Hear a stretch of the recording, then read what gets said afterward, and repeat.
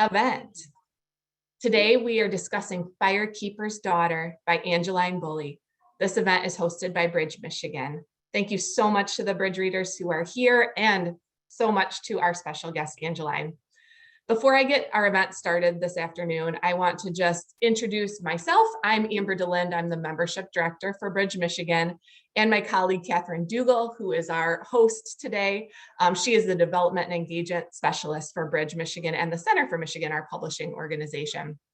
If you are new to Bridge, Michigan, or maybe a friend referred this event to you, I just want to tell you a little bit about what Bridge is and why we do this bi-monthly book club. Bridge, Michigan is Michigan's nonprofit, nonpartisan news source. We cover issues that matter to you and your community. You can subscribe to Bridge for free. If you don't already, you can visit bridgemi.com to subscribe to Bridge, Michigan's daily newsletter, or our environmental newsletter, our health watch, or our week in review. So check it out at bridgemi.com. Also, those who are current Bridge Club members, those are people who have donated to Bridge's nonprofit newsroom over the last year. I want to give you a special shout out and a thank you.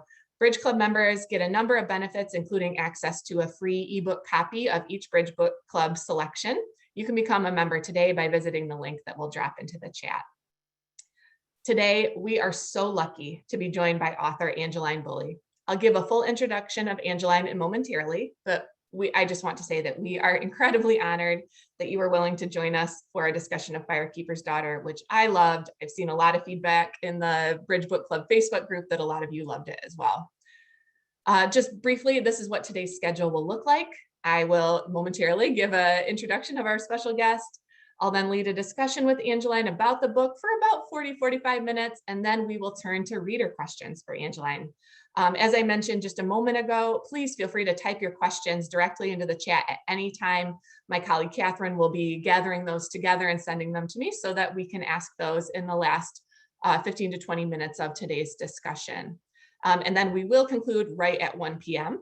As you likely heard from your Zoom screen, we will be recording this discussion and posting that recording in Bridge, Michigan tomorrow. So if you want to watch again, or you know a friend who wanted to watch today but couldn't, please feel free to visit bridgemi.com tomorrow so you can watch the recording. But without any further ado, I would like to introduce our special guest. Our special guest today is Angeline Boulley, who is an enrolled member of the Sault Ste. Marie tribe of Chippewa Indians, and is a storyteller who writes about her Ojibwe community in Michigan's Upper Peninsula. She is a former director of the Office of Indian Education at the U.S. Department of Education. Angeline lives in Southwest Michigan, but her home will always be Sugar Island. Firekeeper's Daughter is her debut novel, and it was an instant #1 New York Times bestseller.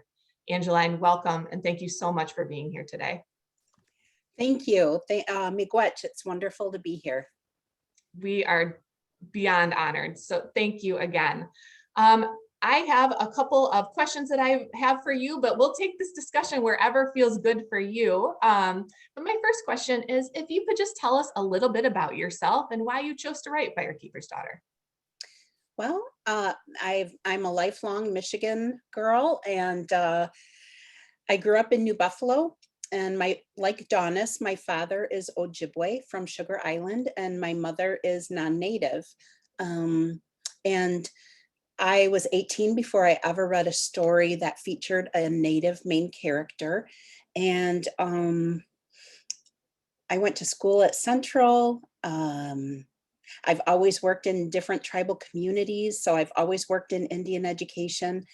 And I saw my teen students and my own children dealing with a lot of identity issues as far as feeling not native enough or too much native, or, depending on who was asking and why. A lifetime of hearing, oh, you don't look Indian, or, oh, but you're not like those Indians. And I really just saw the need for young adult literature that speaks to all of the people who have felt not enough or too much of something. And, young adult literature is about claiming your identity and finding your place in the world. And that certainly was the right category for Firekeeper's Daughter. It was an idea I had when I was 18, and I didn't start writing it until I was 44. It took 10 years. And but once I was ready, the getting an agent, getting a book deal, and the film rights, it was like a roller coaster. That 10 years was a really long buildup, but once it was ready, it took off, and it's just been a wild ride ever since.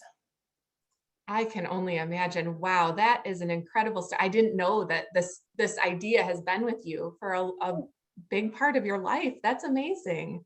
Yeah. Um, so I was reading a little bit about your biography. This is your first novel. Yes. Well, why did you choose to become a novelist after leading the Office of Indian Education at the Department of Ed? And how's the experience been so far? Well, I always enjoyed writing.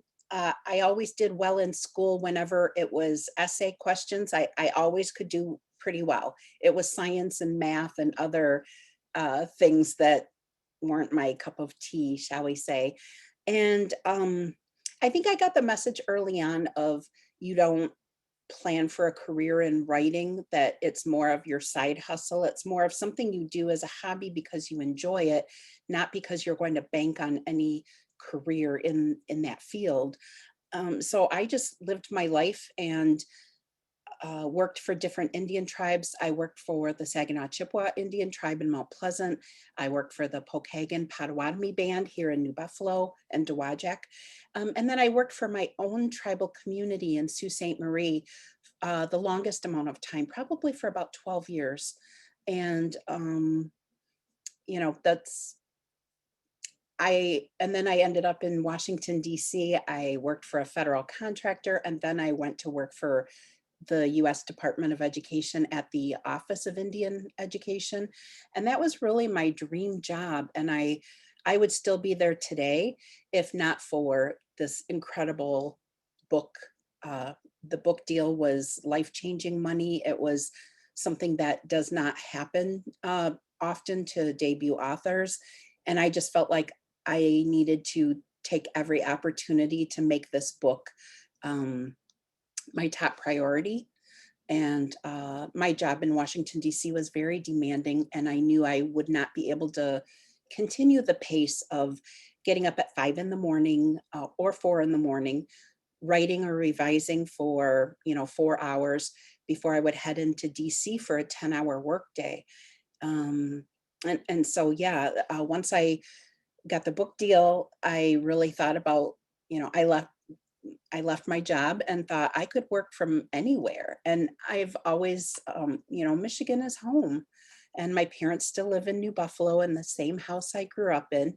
And so it made a lot of sense to come back and live. I live a block away from them. And my children all live in the Upper Peninsula.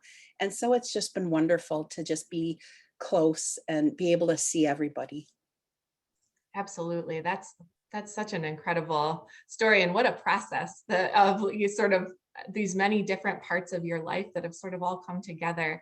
I will get to my questions in just one second, but I do see one that kind of dovetails very well with something that you just asked about. You said it was that one of our readers, Deborah, said, how did you go about getting your book published? I think there's a lot of interested folks here who are just so interested in the process of how it all works. I mean, this has been in the works for 10 years. And then you said once that ball started rolling, it was like a snowball going downhill. How did that all come about? Well, and I always do like a little footnote that, or a disclaimer, your mileage may vary. No writer's story is the same as another's. And, I just felt strongly about this story and I worked on it for 10 years. And every time I finished with a draft, I just knew I was honest with myself. Like in one draft, it was like, you know what, my dialogue is just not cutting it. I think I did like a word search one time to figure out how many times I was using the word that. And, there were certainly craft techniques that I needed to sharpen. And so I would uh, learn as much as I could about a particular thing where I knew the draft was lacking, and then I would dive right back into another draft. So I think probably around 2018, I went to a writer's retreat, and it was my first time ever at a writer's event. And it was for Native American writers. And it was an incredible experience. I met the group of people that I'm still really close to. I felt like I found my group after not quite hitting it off in different writers groups. I felt like unless it was with other Native authors, I felt like I spent more of my time justifying um, myself, my identity, my community, explaining things, and and the beauty of being with a Native writing group at a Native event, and now it turned into a Native writing group, is that support. Pardon me, I have a bad cough today. No problem at all. I think that as we've all been perhaps out in the world a little more than we've been for a year, I feel like everyone I know in my life has a summer cold right now. That's it, and it's like the air conditioning and allergies. It's like, I don't know what's going on. I'm coughing, but that's my only symptom. That's it. I understand. I see a lot of heads nodding. I think there are others who relate as well to Yeah. what's going on. So in 2017, I had What applied. what kind of treatments did you get? What do they do? The inject. Oh, Sorry. so around I applied for a young adult mentorship program through the organization We Need Diverse Books. And the first year I applied, I didn't get picked. And sorry, I applied a second year, and I could see just in looking at my application from one year to the next, because you had to submit a 15-page writing sample, I could see my growth as a writer. And I thought, I really have a good chance at this. So I applied a second time and I got selected. And I was paired up with young adult author Francisco Stork. And my favorite book of his is Marcelo in the Real World. And he's just an incredible author.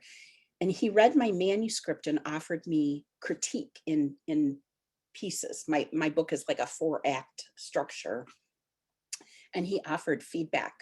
And then after that, he said, I think you have something here. And I've been talking to my agent about you. And she's interested if you'd like to send your manuscript to her. In the meanwhile, I'd also been doing on Twitter, there's a Twitter pitching event called #DVPit, and it's for diverse voices. And that's like a one-day event where you basically tweet your elevator pitch about your book, and you use certain codes, certain hashtag codes, so that people in publishing know, agents and editors, they know that you're writing a young adult book, contemporary, and that it's own voices. I'm writing from lived experience. I'm writing a book about a Native character, and I am from that Native community that I'm writing about.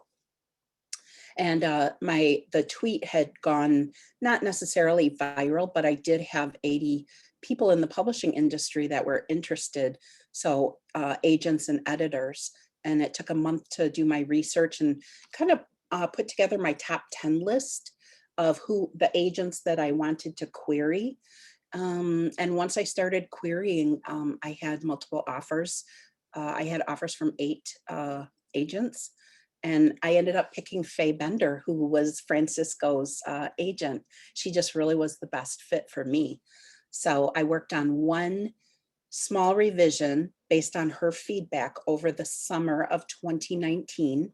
I signed with her in June of 2019, worked on a small revision. We queried mid-September, and 2 weeks later was a 12 bidder auction for the North American publishing rights. And then 2 weeks later was a similar process for the film rights, which went to the Obamas for a Netflix streaming series. So yeah. Fall of 2021 was a pretty exciting time. I can only imagine. Wow. Thank you so much for describing that process. I think I'm not a writer, and I just find it so fascinating to learn the different ways these things can happen. And I mean, the networking that you did, and the that's just incredible. Thank you for describing that to us. Thanks. There are a lot of free resources out there. I would listen to podcasts. If I was considering an agent, I would type in their name and podcast, and I would see if they had been on any episodes of podcasts about agenting or, the publishing industry. I just would do a deep dive, almost like cyber stalking them, but in a good way.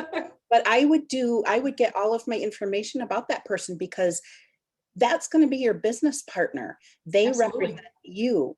You are in charge of your career, and a bad agent is worse than no agent. And so you really want the ideal partner, because they do not get paid unless they sell your book, and you want to make sure it's in good hands. Absolutely. Absolutely. Speaking of lived experience, one question that I had as I was reading was, are there any aspects of this story that are based on real life events or experiences, or is it entirely kind of out of your imagination? Sure. I think Donna started out like me, a larger girl, light-skinned Ojibwe girl, the lifetime of the different microaggression things that I had heard. But I think through a number of drafts, she became more independent from me. Just the side of her that was more about science and math and traditional medicines and Ojibwe language.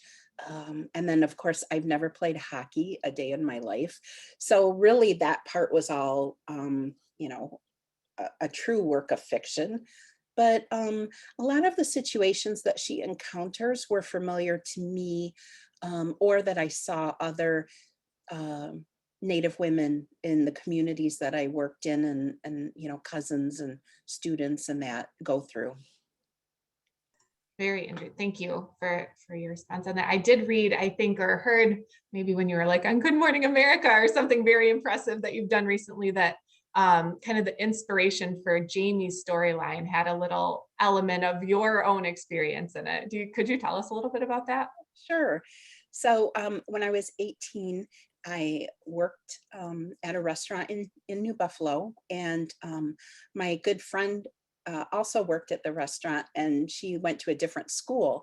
She told me about a new guy senior year, and she thought he was just my type. At the time, I liked kind of beefy football player kind of guys. I have since rethought the whole model, but anyway, and I was intrigued. And then a few weeks later, she said, well, I don't know that he'd really be your type. He doesn't play sports, and he hangs out with all the partiers. And I thought, yeah, that's, not for me. And then at the end of the school year, she said, you're not going to believe it. There was a huge drug bust, and it turned out that the new guy was an undercover officer, and he was there to find out who the suppliers were, and different things like that. And I remembered thinking, what if we had met each other? What if there was like this spark? What if I was like a little dreamy-eyed romantic? And so I'm like, oh, what if we liked each other? And then I thought, and then my realist part stepped in and was like, what if it wasn't that he liked you, but that he needed your help? And so that kernel of an idea of, why would an undercover investigation need the help of an ordinary Ojibwe girl? And really, even though I didn't write it, I didn't begin writing for 28 years. But during that time, I was like living life, gaining these experiences. And it was almost like I would start to figure out pieces to the puzzle and answering that question. What if it was a federal investigation? What if it was something that involved her traditional medicines? What if it was something that involved chemistry and she was really good in chemistry? What if she knew her culture and her language? Actually, she might end up being the ideal person to help with an undercover investigation. So then when I was 44, I was like, you're burning daylight. You better, if you're going to write this book, you better do it. So. That's very cool. It's like real life 21 Jump Street, and you're yeah, Indigenous Nancy Drew meets 21 Jump Street.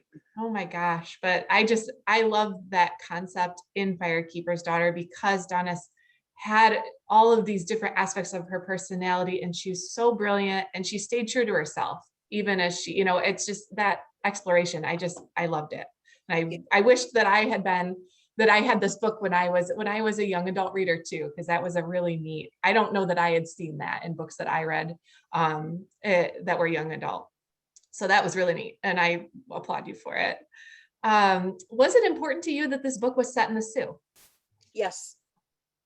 I wanted to write about my own tribal community. However, I wanted to take creative license, and so that's why I fictionalized the tribe. It's called the Sugar Island Ojibwe tribe, which, the Sioux tribe is made up of a number of different historic bands linked to our traditional fishing villages in the Upper Peninsula. And so my family comes from the Sugar Island band of Chippewa Indians, and we tried to get federal recognition on our own and were unable to. The Bureau of Indian Affairs insisted that we do like a conglomeration of these, adding these other bands in to strengthen our case for federal recognition. So my book is kind of this alternate, what if our tribe had, I see. gotten recognition. I also felt more comfortable writing about my community by fictionalizing parts of it, because then I felt like I wasn't doing a documentary, or Sure. I felt uncomfortable knowing that I'm not authorized to speak on behalf of my community. And so I was just really careful about, making sure it was firmly a fictional story. Absolutely. That makes a lot of sense.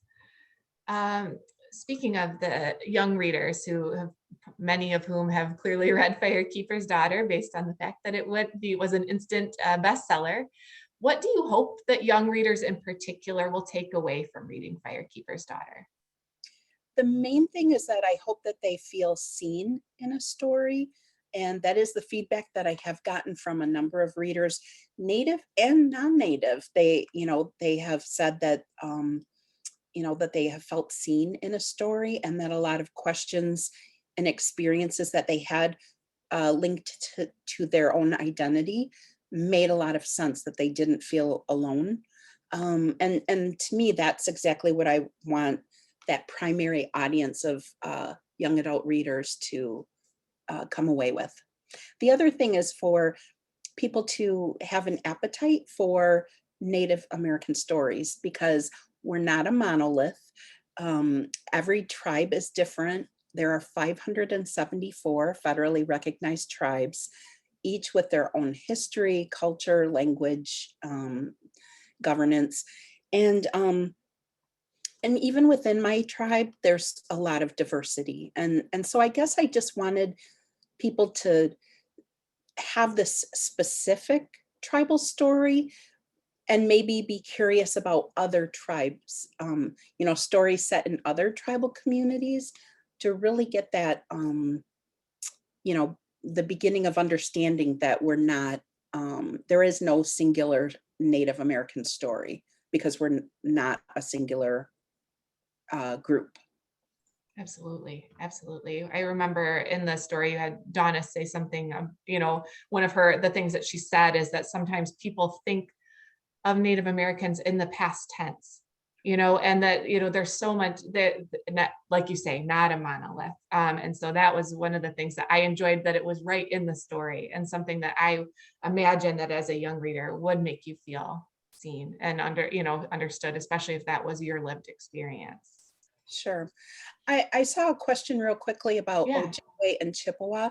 So Ojibwe is what my tribe calls itself, Mhm. and Chippewa is kind of the anglicized version of that. So when I say Chippewa or Ojibwe, it's the same.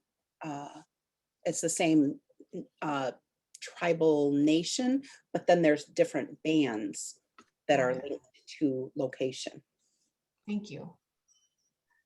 One question that I had been thinking about a bit as I was reading is that, you really do tackle a lot of difficult topics and themes in this book, including drug addiction, suicide, violence against Native women, and sexual assault. Why was it important for you to share these stories with your readers? because these are important issues, and I wanted to center it in with characters who are from our communities. There was a movie that, I mean, it was a wonderful movie, Wind River. It came out, I think, in 2017, and it talks about missing and murdered Indigenous women. But it's told from the point of view of a non-native FBI investigator woman and a non-native like federal lands wildlife person. And it's like, wait, it's a story about missing and murdered Indigenous women, and we don't even get to, we don't even get to tell the story from our perspective. It's an outrage because a non-native character is saying this is an outrage. I did feel strongly that this stories about issues that impact my tribal community and other tribal communities need to be told from community members and need to center those community members in those stories. That makes a ton of sense. And I have not seen that film, but I knew that that was the subject, but that is that's such a good point. Like, why does it need to be from, a white perspective to make it a crisis? Thank you for sharing that. And I'm sure that for readers, some of these subjects, it was difficult for me to read about them, but like, it is important, especially because it's not, it's part of what's happening in the world. And I think that, the fact that you didn't sort of shield young readers from that, but talked about it in a way that as Daunis was sort of processing these things that are happening to her or in her community, I think that felt very, very true and very real. So I thought that was really, really interesting and really made the book even more meaningful. Right. I wanted to tell a truthful and authentic story. And that means, talking about some unvarnished truths in our community. But I also wanted to balance that with our joy. We are not just our trauma. And, the role of our elders and, community connections. I wanted to balance it so that I had this mantra while I was writing that I'm writing about trauma, but I'm not writing a tragedy. And I really felt like I wanted to get that whole picture about all the wonderful things about my community, and share that with readers.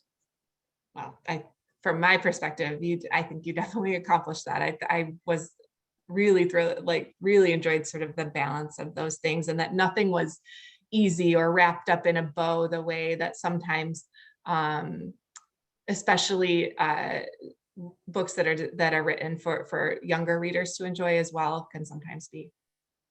Yeah. I read that you actually met with the Michigan State Police to learn more about how meth is made and how to identify meth labs when doing research for the book. Could you tell us a little more about that experience? Why, yes. So when I lived in Sault Ste. Marie, I was on some committee or was at some dinner with people that I hadn't, met before. And one of them was a professor at Lake State, and he was a former law enforcement officer. And he had, a lot of good connections at the State Police Academy. And I was talking to him about the book and the story. And this was pretty early in the drafting process.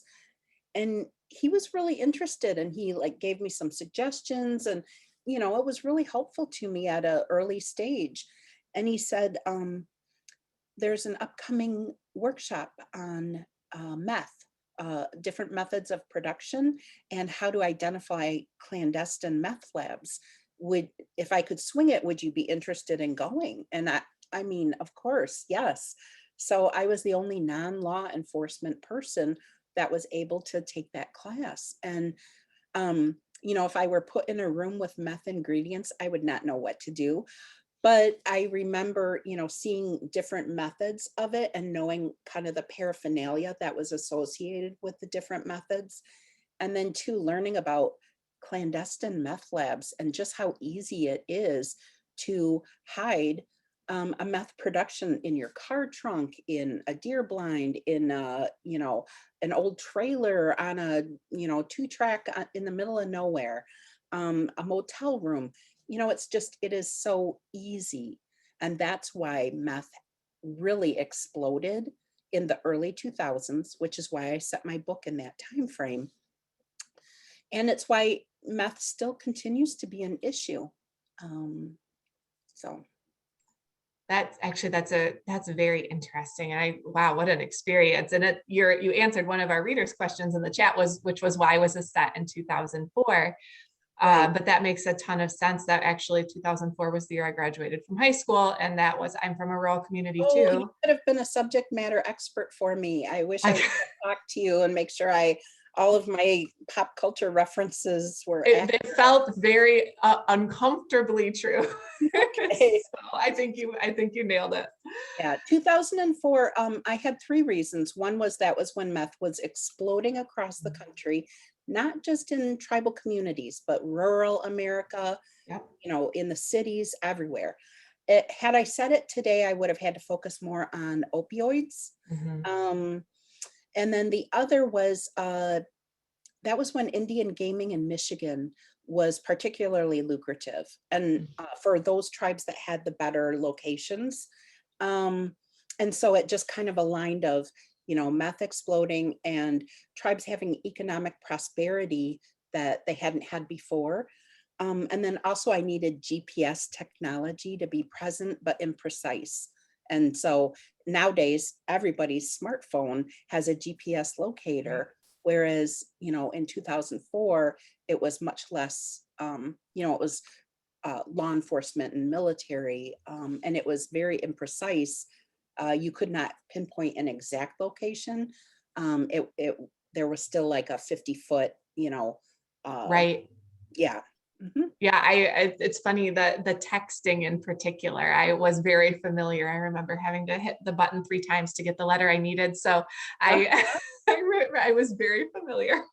But that makes a ton of sense about the GPS. It didn't occur to me that was certainly not part of my phone in those days. I didn't even have a phone yet, I don't Yeah, think. But that you had to decide if this person was worth a 10-cent text or not. Or if it was, you better get your whole like 10 cents worth.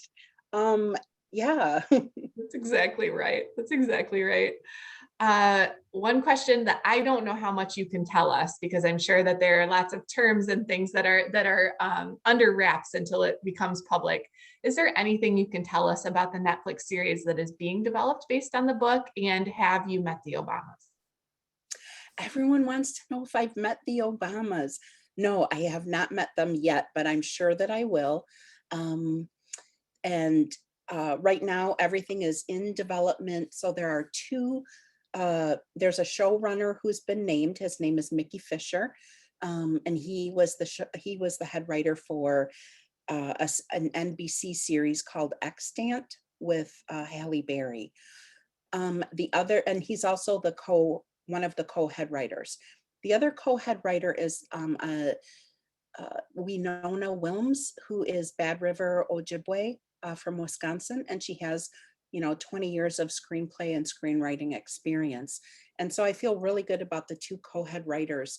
And right now they're working on that first script, and then they'll be going through the process of getting approval from Netflix, and then they do what's called setting up a writer's room, which is where they add like 4 to 8 more writers. And I hope the majority of those are native. And they'll work on scripts for the first season of the series. And that's kind of where we're at right now. I serve as an executive producer on the series and a script consultant, but I am not going to be a screenwriter on it. I want to tell more news stories rather than take time to figure out how to be a good screenwriter. So Sure. I'll leave that for someone. I know my lane. I'll stay in my lane. Fair enough. Do you have any sense at this point of what the timeline might be, or is that still in the works? It's still so in the works. I think my best guess would probably be 2023, which is Mhm. also when book 2 is due to come out. That's very cool. Well, we're all well, I have a feeling many of us will be watching, myself included. So one series that I recently watched was called Rutherford Falls, Yes, which yes. is really neat to see that writer's room was filled with many of the writers were Native. And I feel like that is something that has not happened many times in the past. And that show is excellent if you haven't seen it.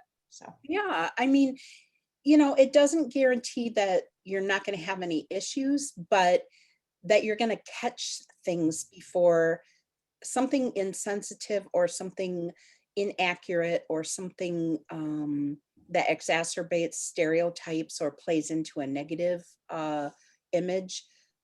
You're more likely to catch those things by having people who are from from our tribal communities, and so.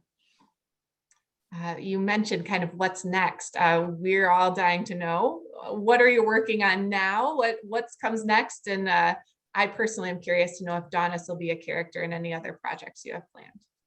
So my deal with Macmillan was for a 2-book deal. So I'm working on book 2 right now, and I'm on deadline. And if book 1 was Indigenous Nancy Drew, book 2 is Indigenous Lara Croft. It's not a traditional sequel, but it is set in my tribal community, and it will have a different main character, but you'll see some familiar faces. And the main character, instead of raiding tombs, she's reclaiming ancestral remains and sacred items from museums and private collectors to bring back to Sugar Island. And in the course of one of her heists, things go very badly. I see. Well, I cannot wait to read that personally. So how is this process for that book as compared to Firekeeper's Daughter? I mean, I know you said Firekeeper's Daughter was 10 years in the making. Does this feel different or does it feel similar? Whereas I had 10 years for book 1, I have 1 year for book 2. Now, I'm hoping that 1, I'm a better writer.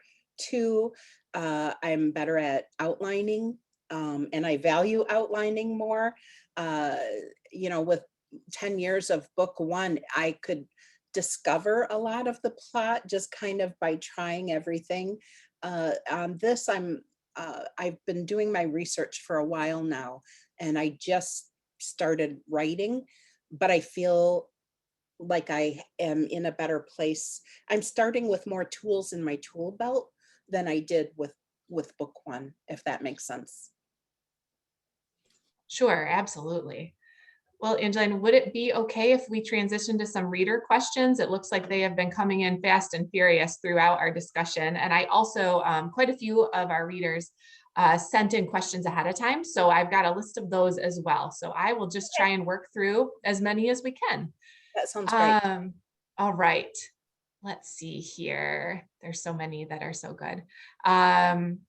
One question is sort of a theme that I heard that was in quite a few of these questions. People were curious about sort of how the members of your tribe have received the book. What do they think of the stories that you've heard so far? The feedback has been really great from my community. And I was just in Sault Ste. Marie, not this past weekend, but the weekend before, for the Sugar Island powwow. And my agent and editor flew in from New York City, and I was able to take them on like Donis's reality tour and show them like, this is the part where where Donis punches Jamie, and this is the part. And then we took the Sugar Island ferry over, and so it was wonderful. And just the love from my community at the powwow, it felt really good. That's awesome. Congratulations. And what a cool experience to have to sort of do the reality tour of sort of where all of these important events were set in your story. That's really cool. Yep. This is a very serious question, and one I was curious about as well. One reader asked, your book makes a powerful case that violence against Native women is largely ignored by authorities. What do you think the role of literature should be when it comes to social justice? I think readers who are outraged about what happened to Donis for them to know there are so many Donuses out there, and even Donis with all of her privilege, um, even she was not safe from being the victim of a crime and having justice denied simply because of the location of where that crime took place and her status as a tribal, as an enrolled member. So I hope people are outraged. I hope that it compels people to support legislative action that in the Violence Against Women Act of tribes having the jurisdiction to prosecute major crimes in their own communities and not have it only be the federal government that can do that. But there's been like pushback. There are some people who don't believe tribes can provide due process to non-natives accused of committing crimes. And the thing is that non-natives know that, and they specifically seek out native victims. They are predators and they know the loopholes better than the attorneys do. So yeah, I did want to call attention to that. Thank you. Thank you. We also got quite a few questions about sort of the little people. This particular reader said, how much of the book's content is based on actual beliefs and practices? For example, are the little people a part of beliefs? And they said it's an interesting idea to them in particular because they see some similarities to the Celtic beliefs and that they are familiar with. Right.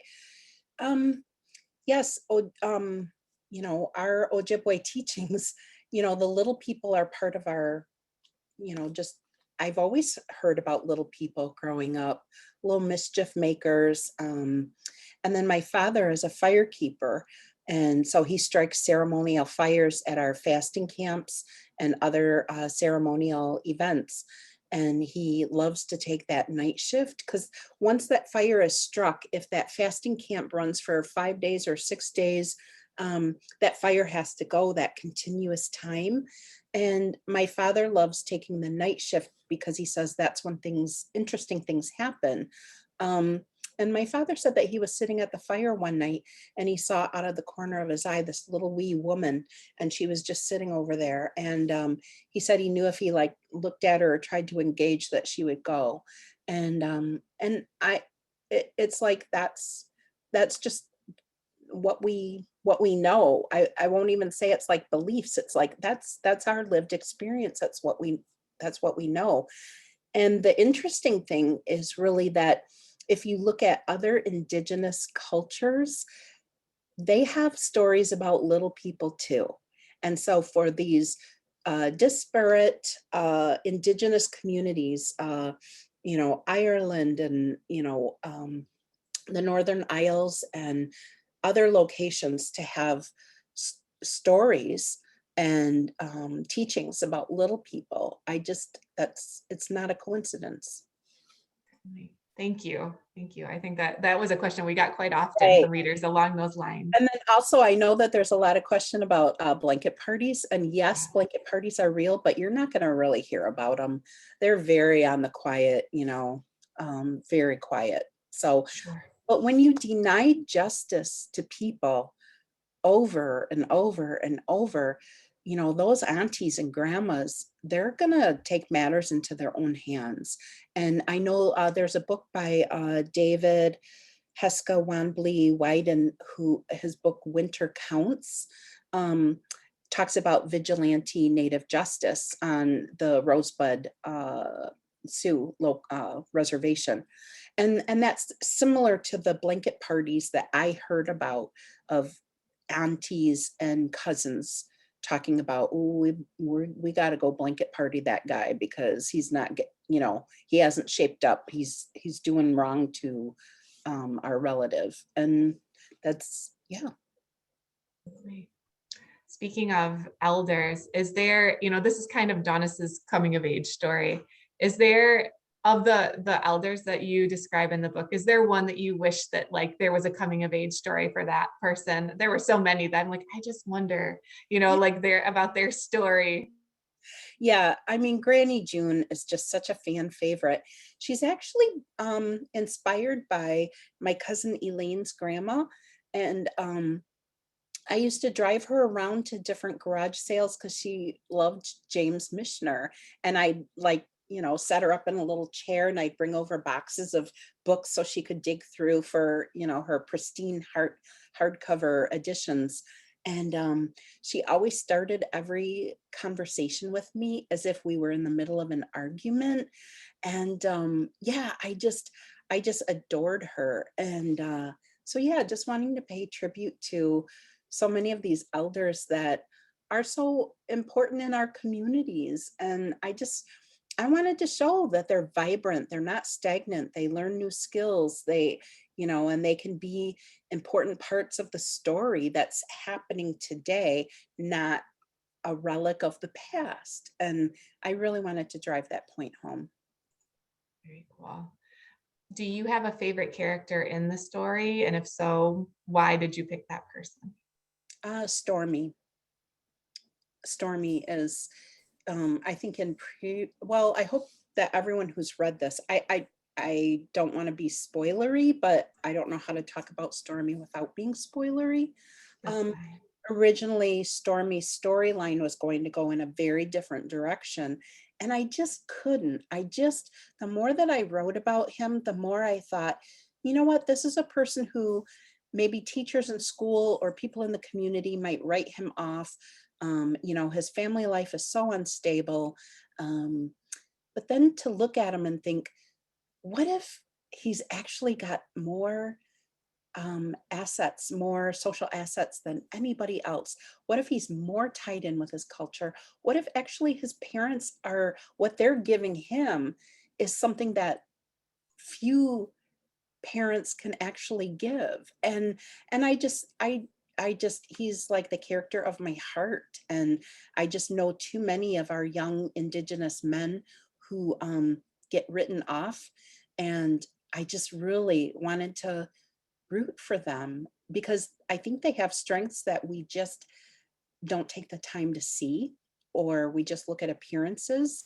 And they actually have incredible strength and value. His character was so, I was surprised by sort of his final act in the story. And I just, he was so dynamic, and I can see why he's your favorite character. I loved his story arc. We've got lots here and just a couple minutes left, so I'll just see if I can sort of speed round through a few here. One person was curious to know whether you thought about including a glossary of the Ojibwe language in the book and why you ultimately chose not to. My publisher wanted me to, and I fought back. I thought, I'm telling the story from Donis's point of view. She's been raised with her language. It's just a part of how she views the world. And I felt like to do a glossary would center it in a non-native gaze. And I thought if I did a good enough job and had it be organic to the story, I really hoped that readers would be able to glean the meanings through context. And I am working with Dr. Margaret Noden, who did all of the language work with me on the book.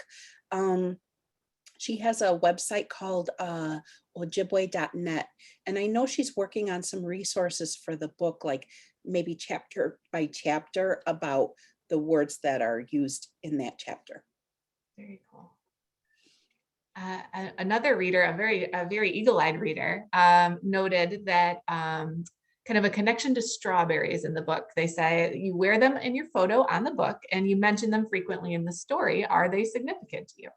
Yes, they're very significant, especially symbolizing our young women coming of age.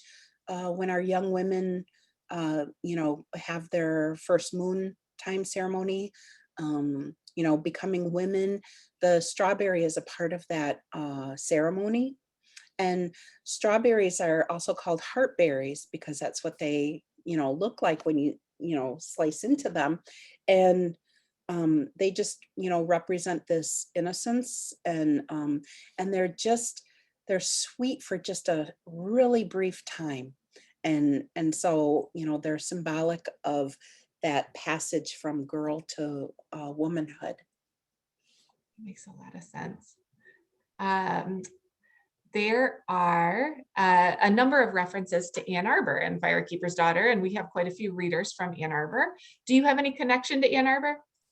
Not really. Just, I wanted Donis to be on that track of, the original plan with Mhm. Grand Mary was for her to become, a physician. And so, what better place that she would be going to a prestigious university in state, still close, 5-hour, 6-hour drive home. So yeah, that made a lot of sense that that would be where she, and also originally planning to play hockey there too. So it had a lot of the elements that I figured would have been attractive to her and met her Absolutely. grandmother's requirements. Sure. Thank you. As an aside, my younger brother went to Lake State, so I was very excited to see some of those references because it was very familiar to me. Some of the things we Yes. talked about there. Yep. One reader asked, are there books by other authors that you might recommend to people who really enjoyed your book? Maybe other Native authors that you might recommend? Sure. One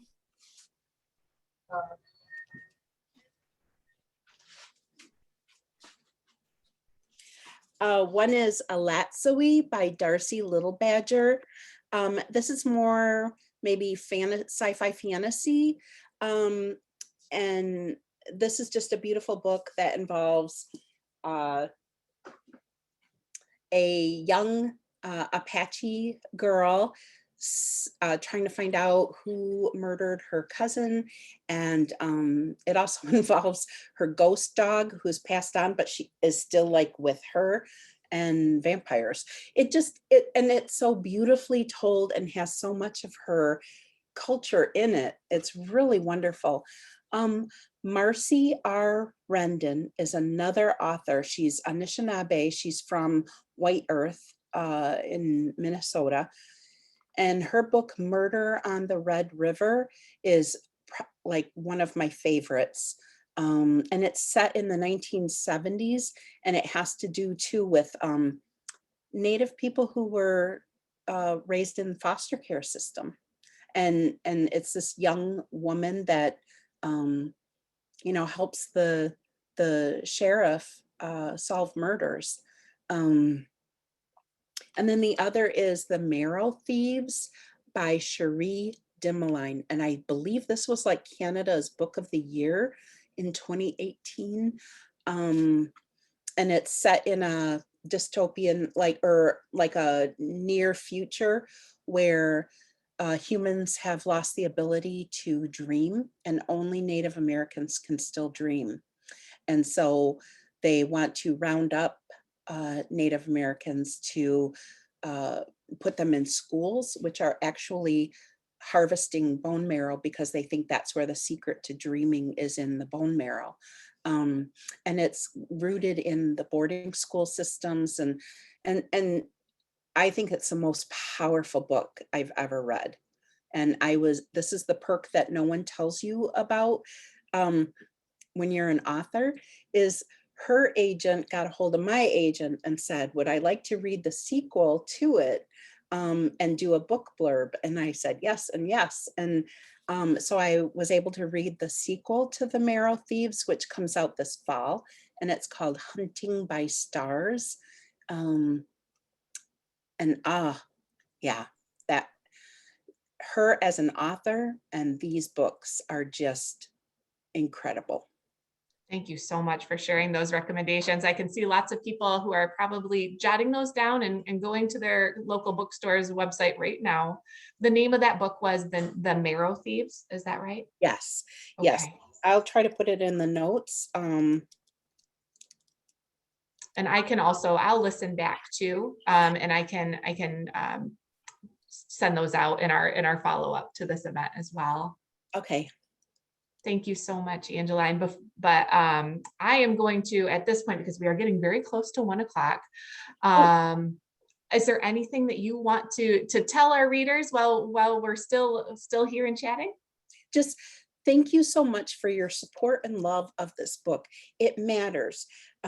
Reading it, rating it, reviewing it, recommending it, all of those things make such a huge difference. That's the reason why it's had the success that it has had. And then also, if anyone would like a personalized book plate, if you can follow me on one of my social media platforms, and I included that at the very top of this chat, direct message me and say, you know, how you want it addressed and your mailing address, and I'm happy to send you a signed book plate. Oh my gosh, Angeline, that is such a generous offer, and you have been so generous with your time. Thank you so much for joining us today. I'm going to kick it over to my colleague, Catherine Dugal, to wrap us up for the day, but thank you so much. Miigwech, thank you. Well, thank you again, Angeline and Amber. This has been one of our most popular discussions so far, so thank you both so much for such an exciting conversation. Also, just a special thank you again to our Bridge members who help make these conversations and book clubs possible. You can become a Bridge member anytime on our website. Amber will drop the link again into the chat. And if you wanted to rewatch this discussion or wanted to send it to a friend, we'll be uploading this video in Bridge either later today or tomorrow. So you'll be able to view that anytime. And thank you so much again, everyone, and have an excellent rest of your day.